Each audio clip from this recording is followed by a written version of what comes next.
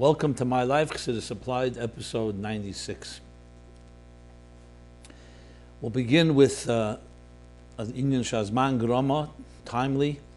This coming Friday is Chof Teves, which is the yahrzeit of the Rambam, something the Rebbe, especially in the later years, Cont'd, very much making it a major subject, as well as, of course, the Parsha, which goes back thousands of years, Parsha Shemos, the beginning of Sefer Sheni, the second book of the Chamishe Chumshei Torah. So let's begin with the Rambam Chof Teves. So though Achen Shel Pesach Tovshem Mem Daled, that would be the last day of Pesach in 1984, is when the Rebbe instituted the daily learning of the Rambam, both either 3 chapters a day to conclude the whole Yad HaChazaka, which is the magnum opus of the Rambam, his book of Halachas, Mishnah Torah, in 1 year, or 1 chapter per day and concluding it in 3 years, or Sefer HaMitzvahs, which is the corresponding mitzvah for each day, for those that can't follow the other orders. That began in Pesach, as I said, 1984. But, as it's usually with the custom of the Rebbe, you could see and detect often earlier something, a prelude to things that were coming. So you may know that in Tovshin Lamed Hey, which would be 1974, Yutes Kislev, the Rebbe delivered a magnum opus of his own, on a Hadron on the Rambam, which later was published in a full booklet, but it was a tremendous Hadron, which I will discuss at another time. Some of you have asked question to discuss some of the chidushim, the innovations and the contributions of that talk. So that was the first time the Rebbe took a Rambam and actually made a siyum on the Rambam. Usually you make a siyum, which means a conclusion of Shas, a certain tractate in the Talmud or the entire Talmud. However, the Rebbe made in a siyum a conclusion of the Rambam. But also lesser known is that in 1981, or may have been 1980, Chof Teves was a Farbrengen. At the end of 80 or the beginning of 81, depending what the English date was, the 24th of Teves, which of course is the yahrzeit of the Alter Rebbe. The Rebbe, I believe, the first time made a connection between the Alter Rebbe and whose yahrzeit is Chof Teves and the Rambam, whose yahrzeit is 4 days earlier, the 20th of Teves. There is an opinion that it was the 24th of Teves, but that later, when you do research, you recognize that the Rambam's grandson himself made it clear that the yahrzeit is the 20th of Teves, and made some fascinating similarities that are very obvious between the two. The most obvious one, as the Rebbe said that in that Farbrengen Chof Teves 19, Tovshin Mem, I should say, 80-81, that when you look even on the first glance, you see the first similarity. The 2 major works of the Rambam, of course, his first work is the Yad HaChazaka, or called Mishnah Torah, the way he names it, which is that magnum opus I mentioned that covers all the laws of the Torah for the first time, codifying it. And the second book, which is most famous for, is Meir Nevuchim, the Guide for the Perplexed. So one was halacha and one hashkafa, one philosophy, you can say, or the Jewish theology, if you wish, and before that, the book of halachas. He has other svarim as well, but those 2 jump are the first that come to mind. The Alter Rebbe, Bal HaTanya v'Shulchan Aruch, also 2 major works, right, that he wrote, not that he spoke alone. What was it? Tanya, of course, is a book of Hashkaf, a book of perspective, a book of advice, which is similar to Meir Nevuchim, advice to who? To the perplexed. The Rebbe quotes that the Alter Rebbe says in the introduction to Tanya that it's a guide for those that are asking advice, eitzes, for all those that are asking advice. So it's a broader spectrum because it's for everyone, whereas the Meir Nevuchim is limited, but it has a similar common denominator. And of course the Shulchan Aruch, which was published later, but nevertheless the Alter Rebbe himself wrote it. Shulchan Aruch is what? A code of Jewish law. So that's one obvious connection. Both of them were leaders in their time. And the Rebbe says, and also if you look at the Shulchan Aruch, the beginning of Shulchan Aruch, in the Madura Tinyana, there's 2 versions. One, the earlier Madura, earlier version, or the later version. The Rambam also has versions. You see in the later version, it begins Yehuda ben Tema Emer. Yehuda is the letters of Yud Kei Vav Kei, as is the beginning of Mishnah Torah. Yesodei Yesodis V'Amud HaChochmas, which is the acronym for Yud K Vav K. So both begin with Havaya. And many other common elements that you find between the Rambam and the Alter Rebbe. And this you see already in 1981, the Rebbe beginning to speak about it. Now, of course, everything has to come down to a directive. What's the directive from all of this? So among the different things the Rebbe speaks about there is, besides, of course, the fact Shnei Eir, which is the two great luminaries, the two great lights of Nigla and Pnimius, which is, as I said, Halacha Shulchan Aruch, which is the revealed Torah, the mechanical part of the body of Torah, and you have the spiritual, the soul of Torah, which is Nishmasa Daraisa, the soul of Torah, and Gufa Daraisa. That, of course, to increase in learning in both those areas. But there's another interesting thing the Rebbe says there, which is about the fact that both of them faced challenges. The Rambam is known that in his time, even though for his genius and his greatness, there were those that questioned whether he was legitimate, to the point that they actually burned some of his books. The Alter Rebbe, of course, there was the Hisnagdus, there was the opposition that led to his arrest, and other oppositions that were all part of a similar type of thing. And in both cases, after a time, a little while, it became apparent that they were victorious, and even their enemies recognized their greatness and their contribution. So the Rebbe says the first lesson we learn from that, whenever we deal with any good work we're doing, so there's often going to be some challenges, some opposition, some resistance. As they say, if there's no one resisting, it means you're not doing much.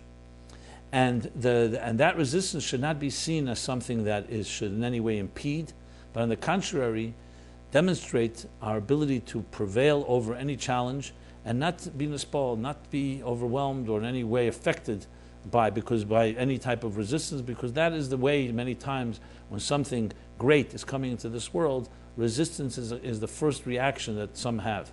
That's exactly why it is new and revelatory, because it's dealing with a challenge, that it's dealing with bringing a new light into this world. So there's going to be, of course, the status quo is going to resist it.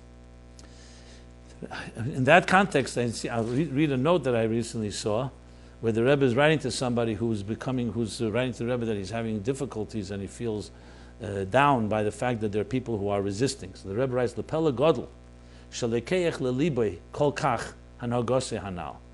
It's a great wonder that you take to heart so much that person's behavior who was opposing the spreading of Torah and Chassidus. Miyamei Baal Shem Tov, the Rebbe continues, from the days of the Baal Shem Tov, hoye bnei Adam al derech hanal. There were people like that. The sof sof hoye yada Baal Shem Tov v'chulu v'ad ata ala yena. I don't know if it's Adat or it means maybe others that followed him. It looks like Adata. And Sof Kol Sof, ultimately, the Yada Baal Shem Tov, the Baal Shem Tov's approach was Al Elyena, meaning prevailed. Be'im Kol Hanal Hoya Shavim B'tshuva Harihu Mashiach Bo Mamash Hayem. Harihoya Mashiach Bo Mamash Hayem. If all those, in other words, that opposed would return with tshuva, Mashiach would come, mamash, literally today. 3 points the Rebbe makes. And this is a powerful statement which is in all situations where we find resistance or we find challenges. Kolas cholas koshus, when you start, especially when you initiate and begin something, there's often going to be resistance, difficulties from within, from without, imagined, real.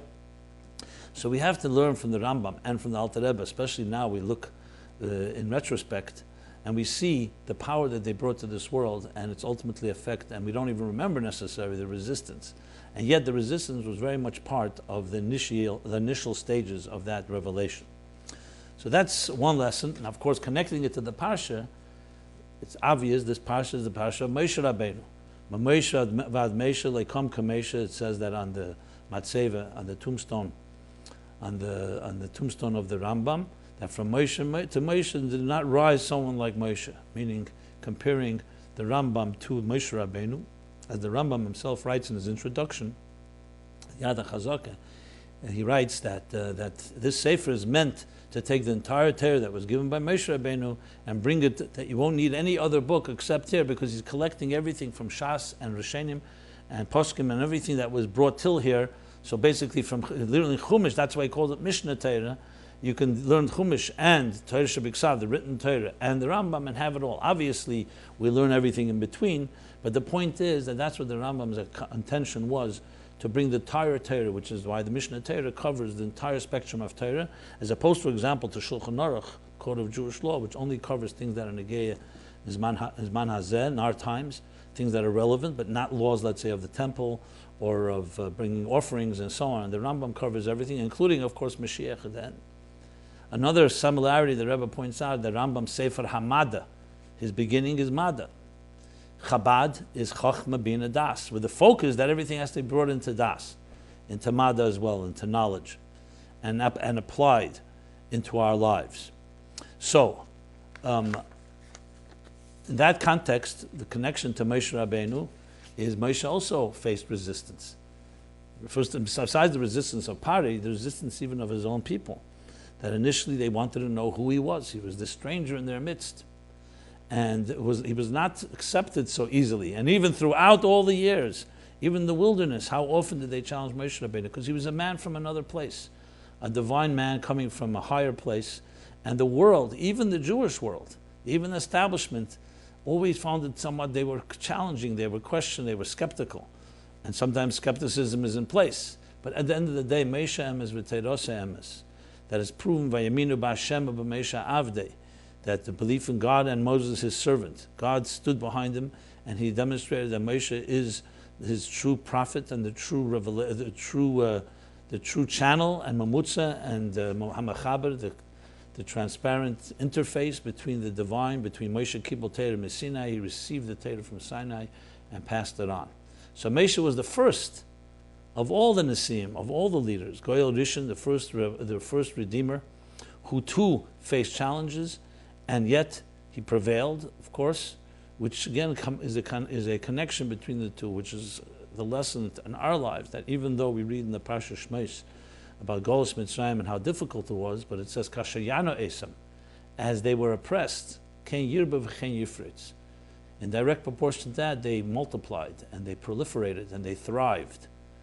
As they say, that the Jewish people can be compared to a tea bag. You don't know how strong they are until you put them into hot water. That's not a source in Chassidus, that's a line I've heard, but I'm applying to this. But the idea is that challenges, like the Rebbe Rashab says about the Alter Rebbe, that it's difficult to say this, but you could say Yutas Kislev was like Hazayis, E Moitzi Shamne, Acha Kechinese. The olive does not produce oil until you press it, until you squeeze it, until you pressure it. So these pressures, Moshe Rabbeinu, Rambam, and Alter Rebbe, all brought us major new paradigms in the learning of Torah and the spreading of Torah, and ultimately in the ability to transform this world with Torah and with Chassidus. Okay, good segue into a somewhat of a follow-up to a previous episode about the power of a Rebbe. Dear Rabbi, you mentioned in episode 94 how it absolutely cannot be that the Rebbe Rashab was in any way influenced by Freud, because the Rebbe is getting all his messages from Hashem and nowhere else. I'm not really sure where you got that from, and I've actually been wondering about things like this myself in the past. Firstly, what's with the concept of Chochma Bagoyim Tamin, which means Torah, you don't say you believe that non-Jews have it, but Chochma, wisdom, you do accept that non-Jews have it. Can't it be that a Rebbe can also benefit from a Chochma of a Goy, that a Rebbe should benefit from the wisdom of a non-Jew? Did our Rebbe's knowledge of engineering also come from heaven, or was that something he picked up in university? I'm not sure what's wrong with a Rebbe picking something up from a professor. Secondly, based on what you said, it would seem that I know that many assume so, that a Rebbe can never make a mistake, because after all, he's getting everything from above. Is that really true? Is he, I guess you meant the right, superhuman? Can't he also retract from something? And what's that? Heaven retracting? I don't mean to sound cynical, but it has to make sense. A Rebbe is also a human being, and I don't think it says anywhere that at a certain point he reaches a level of godliness that makes him not subjective to human traits, or in other words, infallible. As a PS, this writer is also questioning, please say what's coming in terms of a new contest, MyLife Chassidus Applied contest.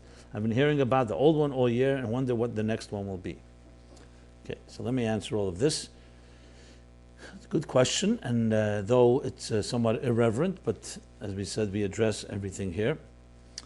Chochma b'goyim tamen, absolutely, and more than that, the Torah actually says, Nitin reshus l'refa l'rapis, as I've cited many times here. The Torah gives permission for a doctor to heal. And whether it's a Rebbe or any Jew that follows Torah, when it comes to matters of medicine or matters where people have expertise in their particular fields, we go to them and we turn to them. We do not open up a Torah and we don't go to Mount Sinai and we don't turn strictly only to what God says, because God is working through the doctor. That's his shliach. That's his messenger.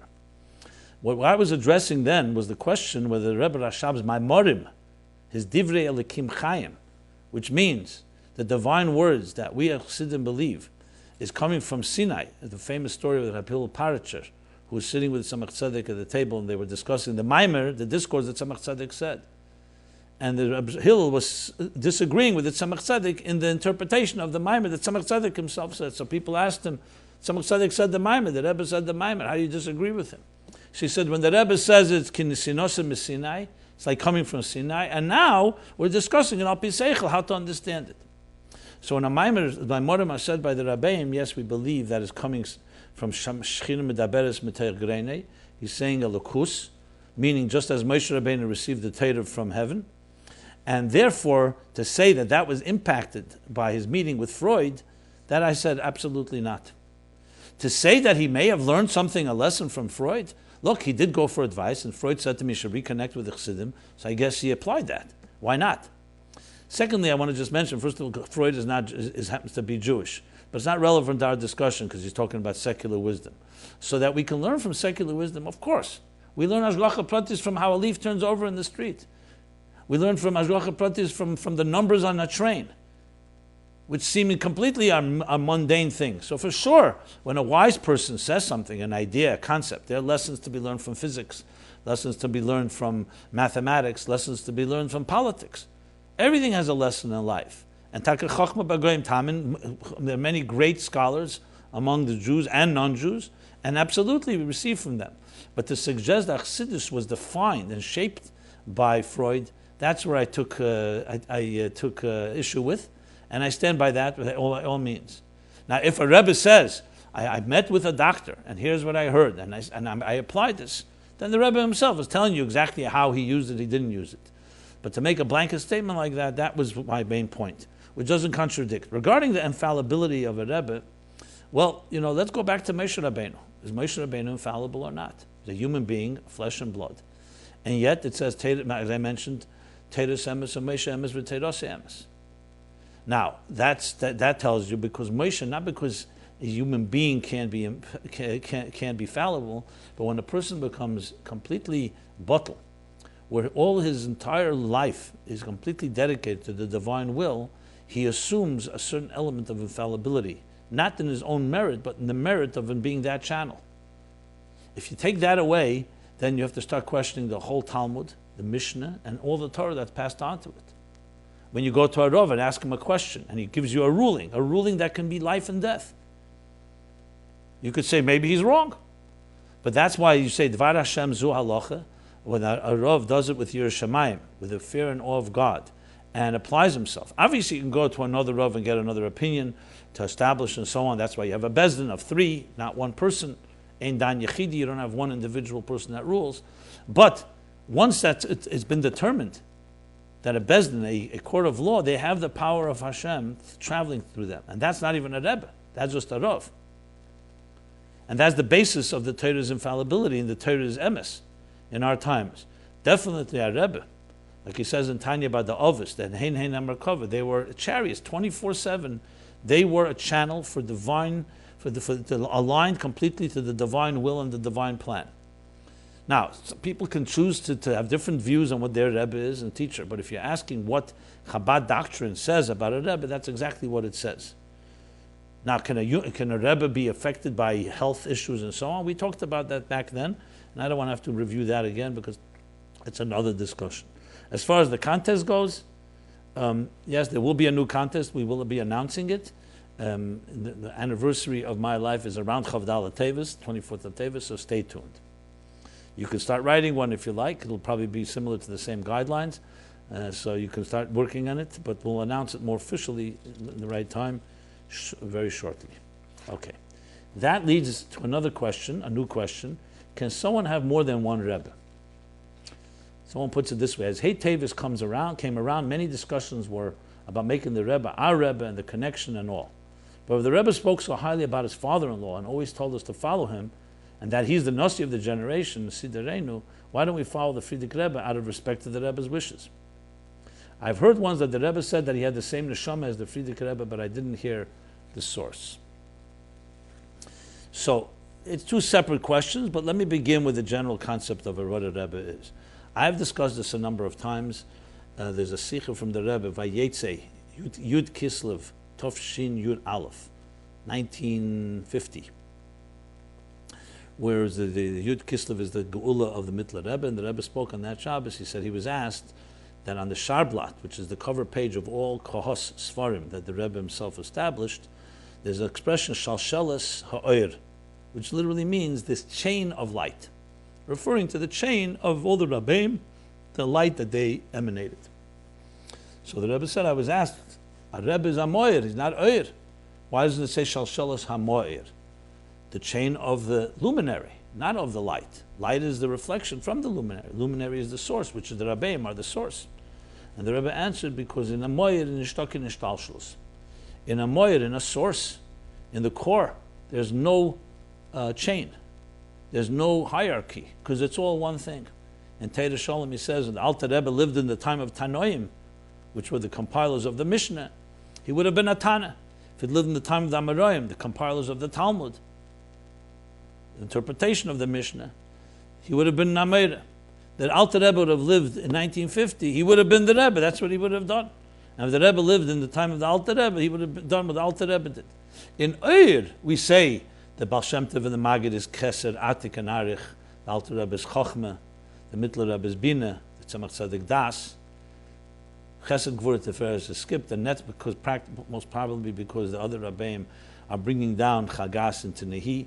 So you have the Mittler, the Rebbe Marash Netzach, the Rebbe Rashab Hoid, Frierdiker Rebbe Yosef, Yosef, and the Rebbe being Der Ashvi Malchus, as we understand it. So when you talk about the Oir, each one, even there we say, Mihu Zev Eza, who has the right ability to go distinguish between Rabbeim, as the Rebbe would often speak when he spoke about the differences. Yet we have some language, because we were told by the Rabbeim some language, but that's their reflection, that's their Oir. Moir is one thing. And it's true what the Rebbe said. The Rebbe Rashag, after the stalkus of the Frierdiker Rebbe, Yud Shvat Tov Shin Yud, the Rashag who used to raise money for the yeshiva spoke to some people, and they said, the Rebbe is no longer here. So he asked his brother-in-law, which was the Rebbe, the Ramash, what should he tell them? I mean, the Ramash had become the Rebbe by then. He told them, Nishmosei bi. That was an expression that he used there, and several other times, I think also by the court case with Teves. When he's saying the Siderenu, he says, referring to himself, which is one thing. And it's understandable by the Shalshelos HaMoyer. Because the Goyel Rishon, Hu Goyel Rachim, you say, Mispashtusa de Meisha. The extension of Meisha is in every generation. Every Nasi is a Meisha Rabbeinu. And Kenosin B'deira, K'Meisha B'deira, Kenosin B'deira, Shmuel B'deira, K'Meisha B'deira, you have these different expressions of each leader being equated. Though, when it comes to the so-called revelations, their Giluyim, and their expression, and their defined form of contributions, of course, the Rambam contributed one thing, the Alter Rebbe contributed other things. Each according, Parnas Lefi Hadar, the leader according to the generation. But at a core level, Goyel Rishon, Hu Goyel Achrin. What does that mean? Moshe comes from Shevet Levi. Mashiach will come from Shevet Yehuda, Beis David. How can you say Goyel Rishon, Hu Goyel Achrin? So it's explained, because the Goyel part, that element of Nesias, that's where they're core one, even though they may have different manifestation and different shvatim for different reasons and purposes. Just like we say, for example, and just as an example, it's only an example, like we say Eden. All Jews are one core. A Jew is a Jew. You can't say a person is a quarter Jew or half a Jew, God forbid. And yet you have Jews that are Kohanim, priests, you have Levites, and you have Israelites. You have men, you have women, you have Yisachar, you have Zvulun. So that's in their manifestation. But at a core level, there's a certain thing that unites them all. It's only an example, because it's not talking about a Rebbe, but just as give an example between a Gilui and a Etzem, between a Moyer and a Ur. In addition, I should also add, when you talk about that, There's a, in Vayetze, again, I think it was Tes Kislev or Yud Kislev, Vayetze Tovshin Chof Hei, was Tes Kislev. Interesting also that type of Shabbos. It's printed in Likutei Sichos in volume 5 of Likutei Sichos, page 373. The Rebbe says, I once asked by my father-in-law how the Tzemach Tzedek behaved in his time of the Mittler Rebbe's lifetime. He behaved in a way that was somewhat in his own way, his own approach, which was different than the Mittler Rebbe's approach. The Rebbe is implying what was his so-called position, his role then. So he says, "Mit der Rebbe if dem gives emphet." The Rebbe, the Frierdiker Rebbe, answered, "Was redst du? What are you saying? Demot is doch the Mittler Rebbe given der Nossi. The Mittler Rebbe was then the leader. Und a Nossi is einer. A Nossi is one. You could check it out. Now, one more thing I would like to add, besides the explanation, is of course the famous expression with Binyamin Kletzker and Rab Shlomo Karliner. Shlomo Karliner was a colleague of the Alter Rebbe, and he made an enticing offer to Binyamin Kletzker. He wanted him to become his chassid. He said, "I'll reveal for you high levels. I'll lift you up to a whole new other place."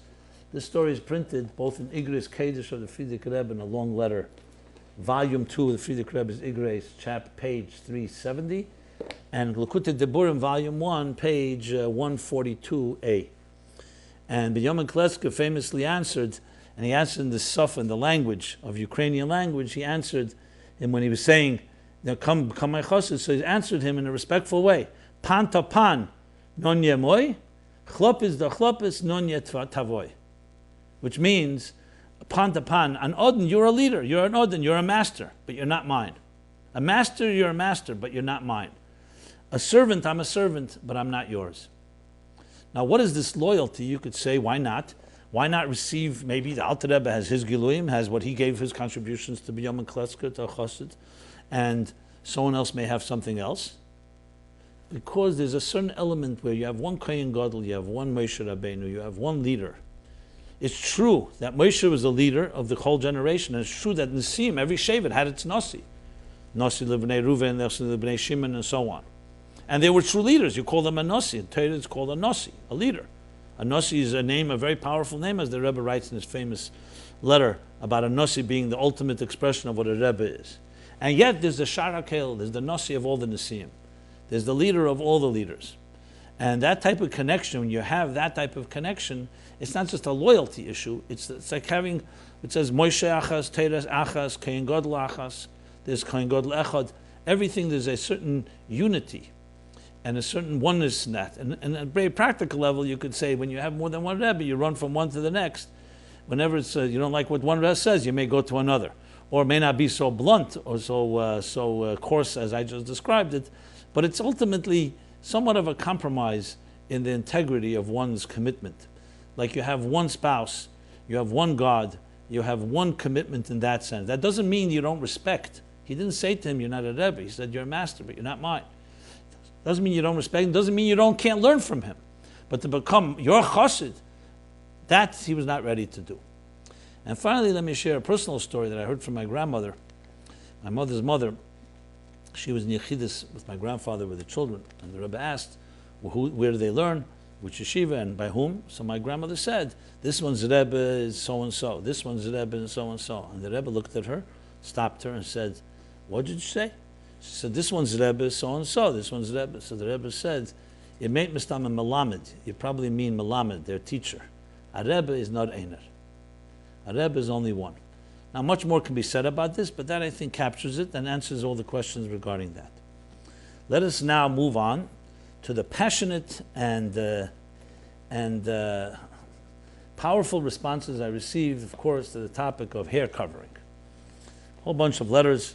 Let me try to cover as much as I can, maybe all of them if possible, and see this as part 2, supplementing what was discussed in last week's episode. And as often with these type of topics, with a limited time, you can't cover everything exhaustively.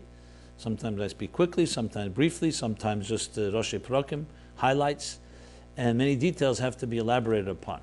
I want to begin, before I read everything, to make clear something I said then, and I say it again here. This is called Chassidus Applied, MyLife Chassidus Applied. It's not a halacha show, which means paskening, ruling on halachic issues. It's also not ruling like a mashpia would tell you guidance that's personalized and customized. This platform here is meant to serve as primarily Chassidus Applied, taking Chassidus and applying it to our life situations, enhancing our lives, answering questions that we have, and so on. So see it as being complemented by your personal Seilach Rav and Mashpia, and your teacher, your mentor, your Rav, especially when it comes to halachic issues. Sometimes there's some overlap, which is inevitable when you talk about topics. So I want to make clear that I am not here coming to rule. This should be talked to competent Rabbanim and Mashpiyim in whatever issue is relevant here, including, of course, the covering hair issue, which has halacha elements, has minig elements, and customs, which I'll review shortly. So different feedback, and I'll read some of the feedback. I'll read as much as I can read. 1. Wow, I just discovered this series, and after hearing this presentation, I must say that I was blown away by the clarity, the relevance, the inspiration, and above all, the way it is grounded in sources. There are a number of inspiring speakers, but the erudition and sources, coupled with its personal application, lifts this teaching to an entirely other, unparalleled league of its own. The explanation about hair covering actually made me feel, for the very first time, proud to wear a sheitel. If you don't have time to hear the entire hour, which is well worth it, do yourself a favor and listen to 5120 to 5420, referring to episode 95. Thank you very much, very kind words, and I hope I can live up to what you said. Okay, no question there, just a comment. Next. Regarding the letter you read mentioning Parshas Keirach, I read a letter last week, and I mentioned Parshas Keirach, and I said maybe the person meant to refer to Parshas Manasseh, where it talks about unrevealing the hair, which is where the Gemara learns out from, the Ksubis learns from that verse that a woman's hair is to be covered, because it talks about uncovering her hair, the Seita. So probably the person meant about Mrs. Ein ben Peles, who sat combing her hair near outside her dwelling, and thus the people didn't go near their tent to get her husband Ein. So whether that writer meant it or not, I thought it's a good opportunity to bring that into the picture, and thank you for pointing that out. So indeed, in the Gemara in Sanhedrin, Daf Kuf Tes 109 at the end of the bottom of B, and the top of 110a, talks about, as well as in Medrash Rabbah, in Bamidbar Rabbah, on the verses in Parsha Keirach, verses in Parsha Yudches, section 20, says there about how Ein ben Peles saved her husband from the plot of Keirach. And how did she do so? They had a dialogue, and she did so by saying that by sitting at the front of the tent with her uncovered hair. And the Medrash adds also her daughter, which would suggest that her daughter perhaps was married, but that's what it says there, her daughter, she and her daughter. And because they came by, and this was something that you don't, and they were Kadeshim, as the Medrash says, as the Gemara brings there. She says they were kol Kadeshim. That's what Keirach argued. So they were also that way, which meant that they followed halacha, and they would therefore they didn't come by, and that saved her husband. The Gemara, interesting, continues that Keirach's wife did the opposite. She incited her husband, and one of the things she did in inciting her husband is also about hair. She said, "Look what Moshe did." Because in the Midbar, they told he shaved all the Levites, including Keirach, had to shave their bodies to make you seem uncomely. Because he was jealous, that's what she argued. So you can ask the question, of all things, this is what she chose. There are some other arguments she makes, but perhaps according to our explanation about hair, as I discussed at length last week's episode, that hair has tremendous power because it's moisere meichen. Means it's like the leftovers or the residue of meichen. It's coming from the mind. In the spiritual levels, I spoke about Atik Yemen, that Atik Yemen is and it says L'fusher Ketlak Chiver, but then it's Sareshe Ka'omer Naka. The hair on its head is white like tzemer, like wool. Correcting what I said last week regarding that. So Atik Yemen, that hair represents a very tremendously high level, if you're familiar with Atik Yemen. It's considered one of the highest levels. But because it's so high, it comes down in strands. Think of it like narrow wires that are transmitted through Chassidus. That's why Chassidus have so much power both ways. They have power to create unbelievable strength, like with Shimshon, the Nazir, and so on. And they also have the powerful strength to have Yonika Sachitzenim. That's where the negative energies, you can call it the spiritual bacteria, which is essentially tumah. What is tumah? Tumah is not physical dirt. It's a spiritual type of pollution that comes to glean energy from where there's a lot of power. So when hair is used properly, it is part of the relationship of husband and wife when they're together in the deepest possible way. When it's not used properly, or let's put it this way, when it's not, I should say not when it's not used properly.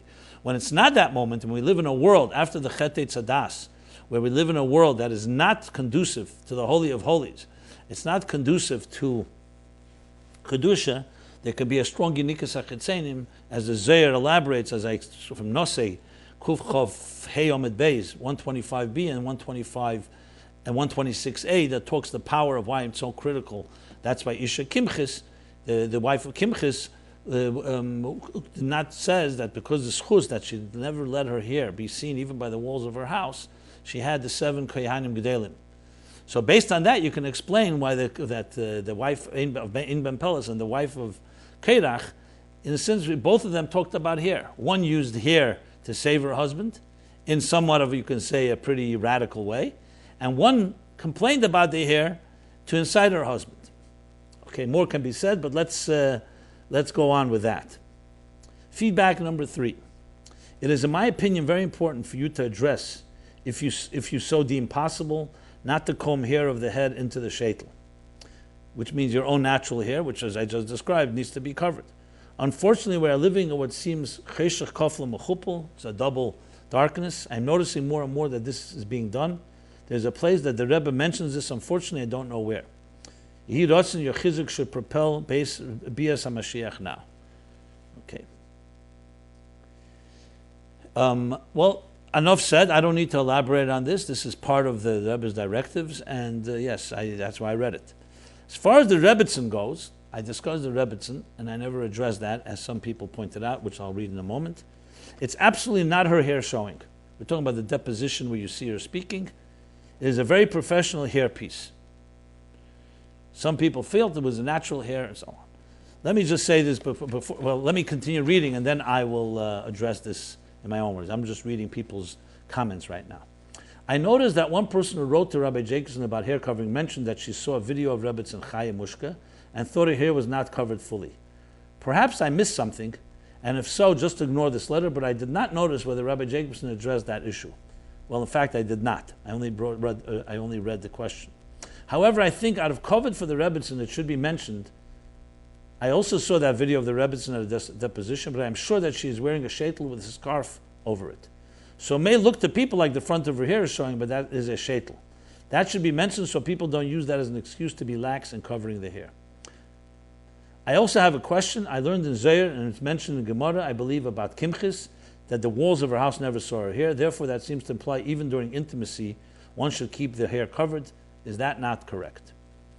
I will answer that as well as some other questions when I finish reading, because this is many people have asked similar questions. Next feedback. Hi, I very much enjoyed your talk on hair covering, although I would have liked a bit more depth. I am emailing you personally because I have 2 points that need to be addressed privately, one in particular that you did not answer in your talk. As a Baal Tshuva, it would most likely be much better if I could figure out years said in Hebrew. However, I cannot. So I'm sure that if you can just mention the years, I should say it all in English, not just in Hebrew. Okay, I will definitely do that. And then she repeats the question about the Rebbitzin Chaim Mushka, about the deposition with the hair. Okay.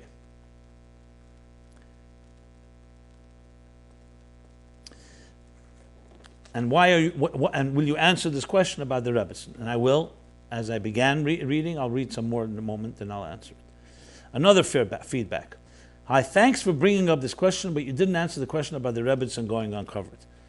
And at this opportunity, I would like to ask you should discuss the major issue with tznius and crown heights in general. I don't understand why about 90% of crown heights are going dressed against the Jewish law.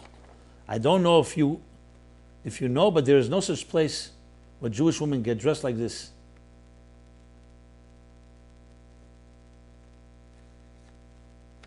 Something's wrong here in the writing here. And this affects other areas as well. When you try to influence Chassidim from other crowds to learn Chassidus, they reply that look how the women are going dressed. And more issues what's going on in this neighborhood. So why should I learn Chassidus if this is not changing the way the people who are learning it? Okay, I hear. Well, let me read two more, and then I'll respond to all of these put together. Seven, feedback 7. If you will still be talking about shaitls, I would like to hear your opinion on those that justify their beautiful shaitls by saying the Rebbe said to have beautiful shaitls. Does the fact that we are not showing our own hair give us the green light to wear them longer, looser than we would our own hair, since it doesn't really have the erva aspect in it? And finally, hi, thank you very much for discussing hair covering in your last webcast. As a married woman who struggled with shaitls and hair covering at the beginning of my marriage because of the practical discomfort, I'm so glad to have finally learned the explanation about it. I was never taught or able to find explanation like what you gave over. So thank you. After 6 years of marriage, I finally have some understanding about it and feel so much more comfortable about the whole concept. I just have one question. I'm wondering if you'd be able to clarify. We were taught in college classes that it is preferable for the woman to keep her hair covered during intimacy with her husband. We were taught this specifically as a higher level and something to aspire to. In your video, you mentioned the opposite, which makes sense based on the information you gave over, but now I'm confused. Were we misled in our Kala lesson? Thank you. Okay, so let me respond to all of this in addition to what I've said and clarify a few points, critical points. Just for the record, there's two aspects with hair. The one I spoke about primarily was the issue of sar be'isha erva. Erva means a certain type of sexual energy that needs to be concealed in a world like ours. There's another aspect called tznius. Tznius means to be modest, which goes across the board for men and for women, and not necessarily connected to this element of erva. So even when you're alone, even when you're taking a shower, even when you're alone and there's no one around, no one, you're also expected to walk with modesty before God. That's across the board. So when talking about halacha, the sar be'isha erva aspect, so absolutely with people that are outside, people that are strangers, so there, whereas when one is with their husband, especially during intimacy, that element of erva does not exist. But tznius still exists. Now, I'm not going to go into the specifics. I'm not giving a kala class or a chosin class, and that's what I referred to earlier. Everybody should listen to what their mashpim or rabbonim tell them. Generally, I would say it's best to teach people their general spirit of what Chassidus expects, both from the pechin of halacha and the laws of halacha law, and minig and tznius and modesty. But at the end of the day, every couple has to make their decisions of how they're going to live up to it, and no one's going to come and regulate what's going on in your bedroom. So what I'm doing here is trying to lay out the main basic principles. So of course there's an element of tznius, which of course begs the question, one second, when two people are being intimate and halachically, everything is kosher and taras mishpacha and so on, by nature, a relationship of that nature it's not exactly what you could sit around and just say, let's keep it very limited. People are passionate and there's love going on and the people are expressing that love, as halacha says, Shulchan Aruch says that when husband and wife are together in a kedusha in a holy way, they can do many things with each other. It's not limited to one specific type of act.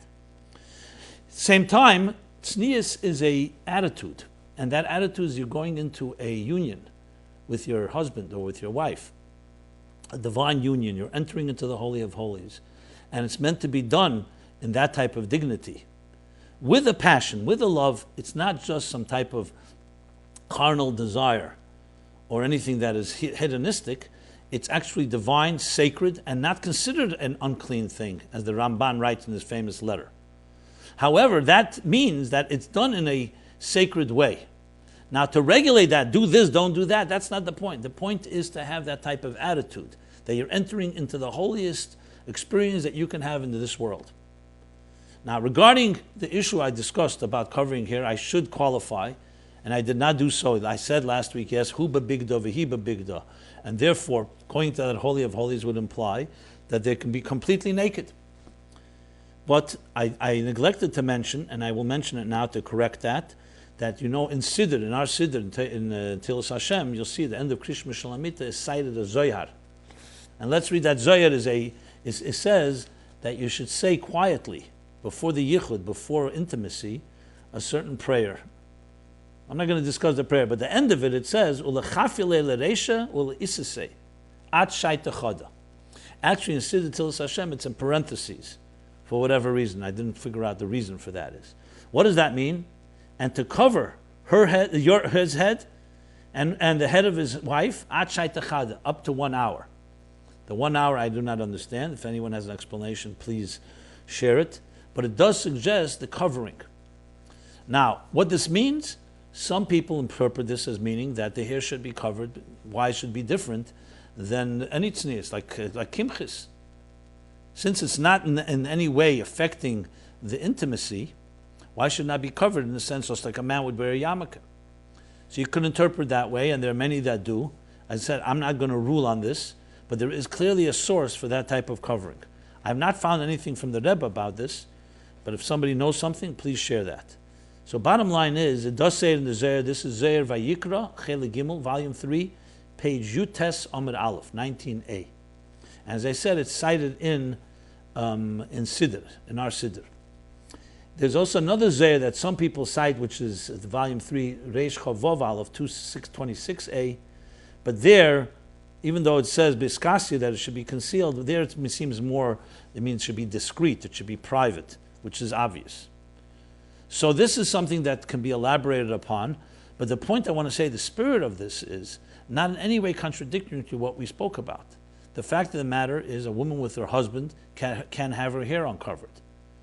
Yet Kimchus had that meaning, and the Tzemach Tzedek turns it more into a meaning that it became something that was embraced by women, so it's more than just a custom, but it's definitely a sign of dignity. Just like a husband would wear a yarmulke in the presence of his wife. Now, does this mean that it's halacha that if a woman chooses not to have her hair covered, does a husband have to put his foot down? Absolutely not. Absolutely not. It doesn't say that.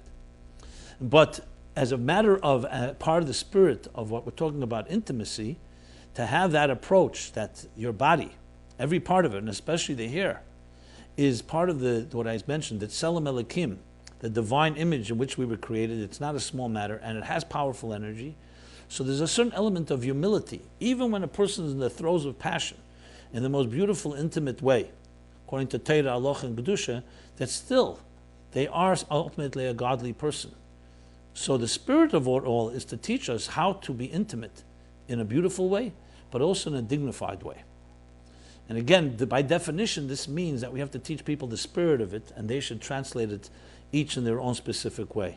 Because as soon as you turn this into a didactic, dogmatic, do this, don't do that, that immediately eliminates, it's like talking about tznius in a non-tzniusdik way. Tznius, by definition, is an attitude. It's a mindset. Obviously, it translates into a certain type of behavior and actions, but it's coming primarily from your attitude. If you don't feel dignified, it's most likely you're not going to act dignified.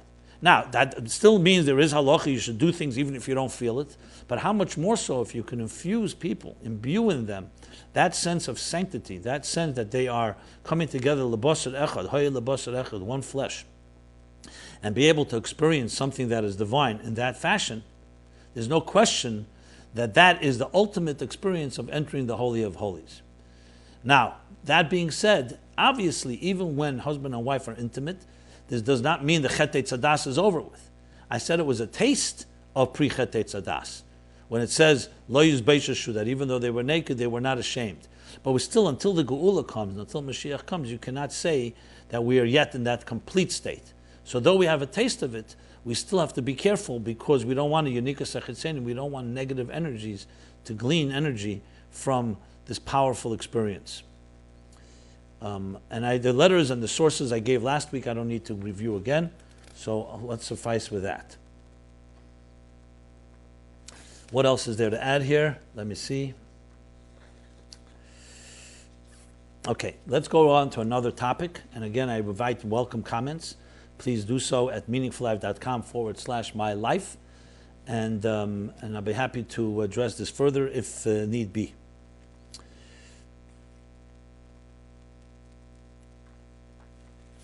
Okay, because time is limited, let me see if I can cover the complete more topics. Let me address one or two. Let me see if I'll try to cover them all. friend is dating a non-Jew. What should and can we do when a friend tragically chooses to date outside the fold? Should we draw a hard, intolerant line, or should we be more understanding? Should we maintain the friendship? And here's a specific question in more detail. Dear Rabbi Jacobson, I try to listen to your Chassidus Applied episodes weekly and find them to be very interesting, informative, and inspirational.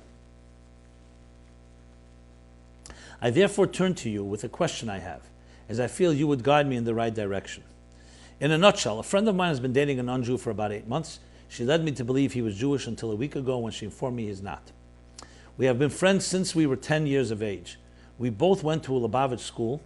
She comes from a broken home. Her family is not frum, and she's currently going through a divorce. Suffice it to say, her life has not been an easy one. She considers me her best friend. When she dropped this bombshell of information on me, I was shocked and told her so. She cried because, as she put it, she had lied to her best friend. Honestly, that did not bother me. What upset me was that she did not feel any guilt whatsoever. She was more upset that she had hurt her best friend than that she was hurting God and doing something wrong. Dumping her is, of course, out of the question, and not the Chabad way. What I want to know is how to proceed with our friendship. I've decided not to bring up the subject until she does. How should I respond when she does? What advice can you give me moving forward? An excellent question, and not an easy one to answer, to be very honest, because here you need to know how to thread the needle and balance between being a support, especially with her difficult situation you're describing. She may need you more than ever. So just to drop her, I agree totally, may ultimately actually undermine the whole effort.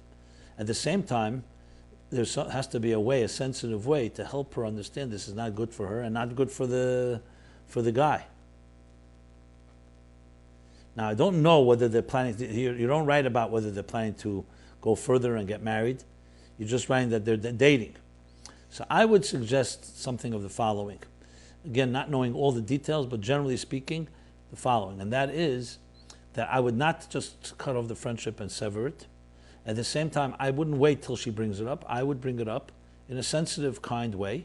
Since she's already feeling bad that she lied to her best friend, so be it. That may not bother you. And what should really bother is the issue itself, but clearly the issue is not bothering her. The question is why. How can you, as a good friend, convey to her the importance of dating and marrying Jewish? That's how I would frame the objective. And being her friend, that's your responsibility. And that's your achrayus. In a sensitive way, of course, because she has to be able to hear it. Clearly, if it's not bothering her, to judge her and say, why is it not bothering her, how is that going to help anyone? The question, the key here is to find a way to convey it to her. It could be she's needy and this guy was nice to her. It could be that other people were not nice to her. There's a lot of many series of factors. So I think she needs you more than ever, and that's the approach I would take. I could elaborate more if you gave me more details, but that's what I would say, and not wait till she calls out to you. You call out to her because it's something that's about her whole destiny as her whole life and what the future holds. Obviously, children and so on. Next question: teaching children Amunah. What do we tell our children when they ask, how do we know that our Amunah faith is the truth as opposed to the faith of other believers? Dear Rabbi Jacobson, I love your episodes and benefit from them weekly. I try sharing the messages with my children as well on their level. Here's a question from my child, a 9-year-old boy, in his own words. How do we know who's right about God? The non-Jews say they know who God is, and the Yidden say they know. Is there any real way? Is there really a way to know who's right? Or are we just assuming that we know better, just like they are, assuming that they know better? I wish I knew what to answer him, but anything I come up with, such as ideas about Amunah Pshuta, plain faith, simple faith, don't really answer his question. I know I'm smart enough to quiet him down, or even to make him feel stupid for asking it, or laughing it off as not possible that it's not possible that the Goyim know anything about God at all, but I'd like to know what really is the right approach to such a question. And what do I have to be thinking to myself, what brought this child to ask that? Thank you for all your help. Oh, wow, that's an excellent question as well. There's many things I could say about it. I'll say one or two now due to the limitations of time. And truth, this reserves much more longer discussion, and I, Lineder, will talk about it more in the coming episodes. Like anything, when you're speaking especially to a child, Chanech L'Nara Pidarke, you need to understand your child well. Your last question is critical. Why is he asking the question? Not to say that any question is off limits, but what is motivating him to ask the question? Now, to answer it is much more complicated because, on one hand, to say that, for example, we don't believe that non-Jews have to convert to Judaism. They can have a completed relationship, righteous Gentiles, with God. So I would make that clear. The way I would approach it would be that Judaism is not a competition to other religions. The Torah was given for the entire world. There was one God who gave one mandate to the entire world. Now, part of the world, which is the Jewish people, have 613 mitzvahs, and they also have the role to play as teachers and leaders to inspire others, as the Rambam paskins at the end of chapter 8 in Hilchos Malachim, about Sheva Mitzvahs Bnei Neach. And the non-Jewish world has their divine mandate. Bilam, after Moshe, was a great prophet. And Mashiach comes, the whole world will be involved with knowing God. Mola Aris Deis Hashem. So I would say it's not a competition. I would say there's one God, and the Torah tells us about that God. The fact that non-Jews have either discovered it on their own, or they have chachamim, wise people, or they have even prophets like Bilam and others that taught them truths. Like for example, Avram sent Bnei Keturah, his own children, to the east with Shemos of Avodah Zarah and so on. Shemos Tumah, whatever the expression there is truth to that. And that truth is not a contradiction to Torah truths. Does it mean they have complete truth? No, they could have distortions. But there is truth. The Rambam says that Christianity and Islam came to pave the way to bring the Amunah faith of Mashiach and unity to the world. So I would say there's one truth, the Torah. And that truth happens to have seeped into, or more than just happens, seeped into many different systems. And we embrace that all people should be serving one God. Beisi Beis Tefillah L'Kol Ha'amim. This shall be the house, the Beis HaMikdash will be the house of prayer for all nations. That would be the approach I would take. In a far more bigger picture, take the high road, but absolutely address it. It's not about we're right, you're right. There's one Torah, one God. The Torah was passed on. That Torah ultimately began to also influence other people, and therefore they have their beliefs. Their beliefs, if it comes to a situation where there's a contradiction, so fine, so we have a Torah, and maybe they didn't get that aspect right. That's the approach I would take instead of a competitive proving who's right, who's wrong. Finally, before we get to the Chassidus question, climate change. Lately, climate change has been a hot topic. What is the Torah Chassidus view on this? Chassidus view. Well, nobody has to teach us about the protection of the environment, because we see the environment and the world as being God's world. It's not just good for green energy or to make money, or because you're sensitive to other plants and life and animal life. It's because God created the world, and we have an Isra Bal Tashchis. We're not allowed in any way trample on, in any way to defile the earth. The Frierdiker Rebbe tore off a leaf from a tree when they were speaking to Rebbe Rashab, rebuked him. How could you take off this leaf that has a part of a whole plan, divine plan within it? So climate change is the idea of anything that destroys this universe, if it indeed is the case, is something, of course, we take seriously. And we're not getting now into the politics. Is it true that global warming is true or not true? That I'm not going to rule upon. I'm not the person who can, in the position to know. There are those that argue it is, others say it's exaggerated. I do know that in the early 70s, when we were in school, we were told that by the year 1990, there will be no more food and no more oil and no more resources and energy for the world. So we have to start rationing and preserving. We live today, I don't see any shortage of food. On the contrary, more food is thrown out, and if everybody shared the food, we would have no famine in the world. We figured out how to recycle energy. We figured out energy resources are much more than we ever thought. So I don't know if we can just rely on some people saying something, especially when it gets to the commercial end of things, which also tends to have subjectivity because people want to make money off of things. But as far as the concept of climate change and environment, as the Rebbe Rashab once told a vegetarian sitting at his table, Rosh Hashanah Tovshin Ches, the Frierdiker Rebbe brings it in Sefer HaSichos Tovshin Vav Tovshin Yud, he said, and what's going on in the vegetable world you do know. So the mysteries of the world is that God created a divine universe, and we respect and we sanctify it in every possible way. Okay, time is very limited. I don't have the time. I wanted to follow up something with a tzimtzum. That I'll do for next week. It's just a few more details. Let me just cover the Chassidus question and the essays. Chassidus question. We know that Zman and Mokum are part of the created world. That's time and space. Do they affect only this material world or also the other worlds as well? On one hand, we know that the world that all worlds and all of existence are part of creation and seem to have been created within a time frame. On the other hand, the higher worlds are not actually spaces and places. They're more like concepts. So it seems that there isn't any time and place within them. Please clarify. So this is clearly discussed in Chassidus, that there's a concept of physical time and space and there's a concept of spiritual time and space. Sometimes it's called Seder Zmanim, sometimes it's called Zman Bilti Meshur. There's a letter from the Rebbe at the end of Likutei Sikh, in the Esofis. Likutei Sikh is volume 10. I don't have the page in front of me, where the Rebbe talks about there's the different opinions. Conceptual time and space is in the context, as the Rambam says, space is Maila. Instead of saying that space in the physical world is something that occupies a particular space, space in the spiritual worlds refers to a quality. So, for example, when something says, this belongs in this space and this belongs in that space, it doesn't necessarily physically mean that. It's the level of Maila, it's quality. Zman in spiritual is Kedima and Ichur. It's hierarchy. So, for example, when you talk about children and parents, a father comes before a son. But what about when you talk about, let's say, Ovis and Tuldis Malacha?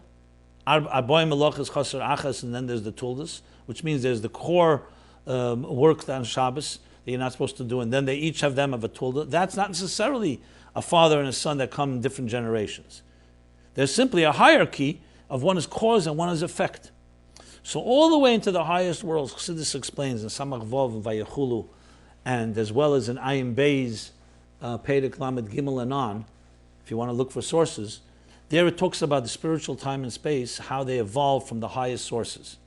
There's also a powerful ha'ara from the Rebbe in the end of volume 20 in Likutei Sichos, the Sich of Chayesara Tov Lamed Ches, where it also talks about that space and time precedes space, because time is the idea of shinui. As soon as something moves from one place to another. So in the spiritual world, you definitely have the concept of structure in that way. However, it's an ethereal structure that's much more qualitative than it is quantitative. So when we have physical time and space is only in this world, on a spiritual time and space exists in the higher worlds, and it gets more and more subtle as you go back to the root, to the point that it gets to what he says, Rotzei v'shuv, the tenua, the movement of Rotzei and shuv, tension and resolution, or contraction and expansion of the heart. That would be a physical manifestation of it, but in the higher worlds, it's a movement that goes in and out.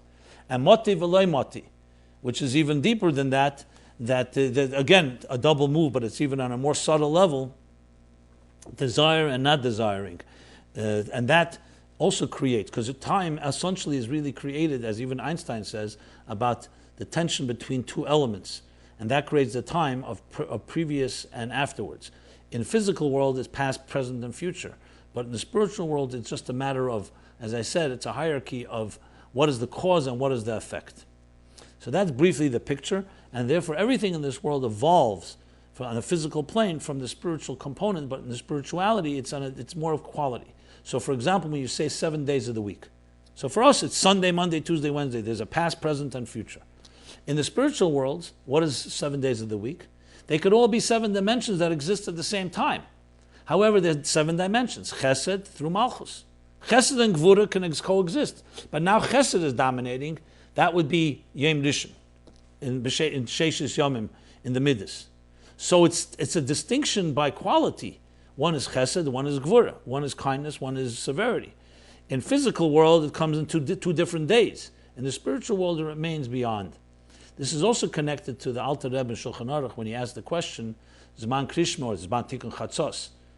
For example, take Shabbos. When does God rest in heaven? We know in Israel, Shabbos is certain hours. In New York, it's another time. In Australia, it's a completely different time. So technically, one part of the world is keeping Shabbos when another is working. So when is it the so-called the state of rest? So he says that it's l'mayla mizman, it's higher than time, and it comes down, it channels down to each part of the world according to its aklimim, its so-called, its coordinates, its a place. And the Tzemach Tzedek has a whole maimer, Tovkuf Ayin, the Sof is there, talks about, but at the end of the day, how does from the higher time get into time? And he explains that in time itself, there's a place that's higher than time, that it turns into spiritual structure of time, and that in turn turns into physical structure of time. That's briefly the picture, and because of time limits, no pun intended, I will stop with that. Let's move on to the essays. Anything that needs further elaboration, we'll always have next week. So 3 essays, and they are posted on our site, meaningfullife.com/MyLife. And then if you follow the links, you'll find the essays. The essay number 1 is, one second, let me get my papers out here, on joy. The Long Short Way by Moshe Dilla age 23, based Menachem, Wilkes-Barre, Valley Village, Wilkes-Barre is, I guess, Pennsylvania, and Valley Village, California. Those are the 2 places he resides in.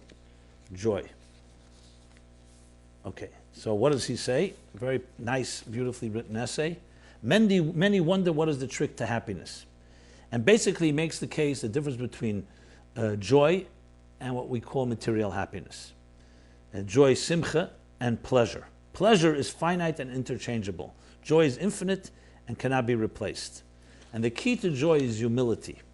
This is actually the theme of the winner, the first place winner of last year's contest, was this theme similarly, but this takes a different take. And basically goes into understanding, according to Chassidus, how the difference between joy and pleasure, the temporary and the permanent. It gives a nice introduction in general that Chassidus, even though it talks abstractly, even though it's supposed to be personally applied, and he gives 3 reasons for that. The Chassidus addresses life at its core and root. Number 2 is because it deals with all people and all situations, and it's from the teacher's perspective, and meant to be from a living example. So he goes on to speak about humility versus arrogance, and how that translates into the difference between self-absorption, happiness as self-absorption, and joy, simcha, as a humble experience. Citing a mimer from the Rebbe, Chayesora Tovshin Yud Beis, that humility is misunderstood as being self-deprecating and lack of self-esteem, when indeed it's not that at all. It's about understanding that you are not being self-absorbed and not being egocentric. Okay, and then sums it all up with an exercise, which you can read on your own. That's the summary of essay number 1. Next essay. Get my papers here in order. Next essay is called Chassidic Tools for Success and Achievement by Shraga David Hamnik, age 26, assistant principal at Holy Teda, Crown Heights. Okay. This essay, also very well written, and following is an outline of how traditional Chassidic practices associated with becoming closer to God can be translated into effective tools for self-improvement in any context. And he goes on to speak about how can life be properly lived? What makes us happy? What fulfills us? And he breaks it down into